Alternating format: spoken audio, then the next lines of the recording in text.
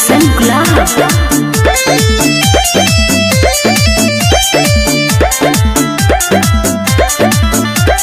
जाने साल तार हवे त चादर बार हो, दुआर पाया के होला सपना सकार हो। जय जय मैया, जय जय जय जय जय मैया।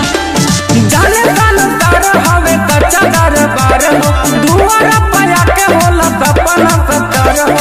तुझे जे मन से माई चरनिया, बिना मांगे सब पावे। चुनरिया लाल की भावे, चुनरिया लाल की भावे। खुश होली वो करे मैया, ले जाके जे चढ़ावे चुनरिया लाल की भावे, चुनरिया लाल की भावे। जय जय माँ, जय जय माँ।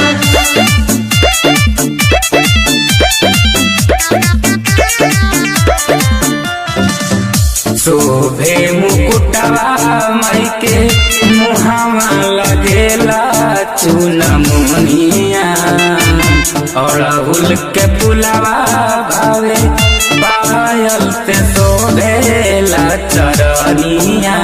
ए भैया लोगवा कहेला महारानिया, ए भैया लोगवा कहेला महारानिया।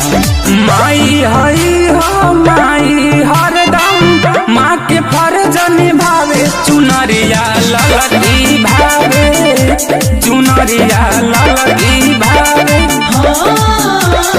खुश होली वो करे मैया, ले जाके जे चढ़ावे चुनरिया लाल की भावे, चुनरिया लाल की भावे। जय जय मैया शेरा वाली, जय जय मैया जोता वाली।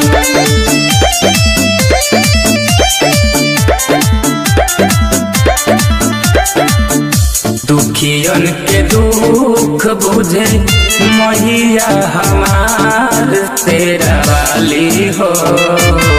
आवे जे दुआरा पर जाला नहीं उत खाली हो। ए पंकज महिमा बहुते निराली हो।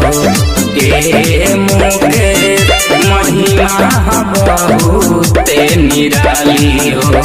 झूमेला गुलशन चंदन सेवकवा, माई भजनिया गावे। चुनरिया लाल की भावे, चुनरिया लाल की भावे। खुश होली वो करे मैया, ले जाके जे चढ़ावे चुनरिया लाल की भावे, चुनरिया लाल